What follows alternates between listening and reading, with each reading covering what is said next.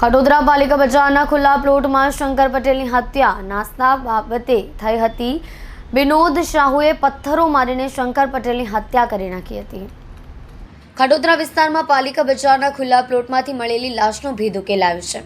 આ લાશ શ્રમજીવી શંકર પટેલની છે, જેની નાસ્તો કરવા બાબતે હત્યા કરાઈ હતી। ક્રાઇમ બ્રાન્ચે આરોપી વિનોદ શાહુની ધરપકડ કરી લીધી છે।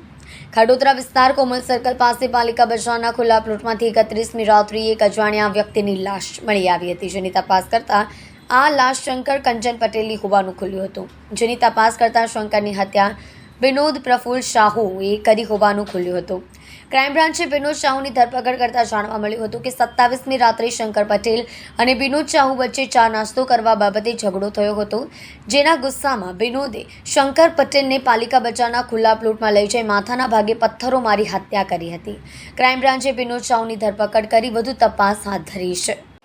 ગઈ તારીખ 31/3/2024ના રોજ ખટોદરા પોલીસ સ્ટેશનની હદમાં કોમલ સર્કલ પાસે એસએમસીનું કમ્પાઉન્ડ છે, ત્યાં એક અજાણ્યા માણસની ડેડ બોડી મળી હતી। પ્રાથમિક દ્રષ્ટિએ અકસ્માત મોત જેવું લાગતું હતું, જેથી ખડોદરા પોલીસે એને એક અકસ્માત નોંધ લઈ અને પોસ્ટમોર્ટમ માટે મોકલવામાં આવી હતી, જ્યાં પીએમ રિપોર્ટ દરમિયાન જાણવા મળેલ કે એમના માથામાં કોઈ બોથડ પદાર્થ મારી અને એમનું મોત નિપજાવવામાં આવેલ છે। અને આ માણસ મરણ જનાર કોણ છે એની તપાસ દરમિયાન ક્રાઇમ બ્રાન્ચને ખબર પડી કે શંકર કંચનલાલ પટેલ નામનો એક 45 વર્ષનો માણસ છે, અને જે બમરોલી વિસ્તારમાં રહેતો હતો અને ઘણીવાર રોડ પર પણ સૂઈ જતો હતો।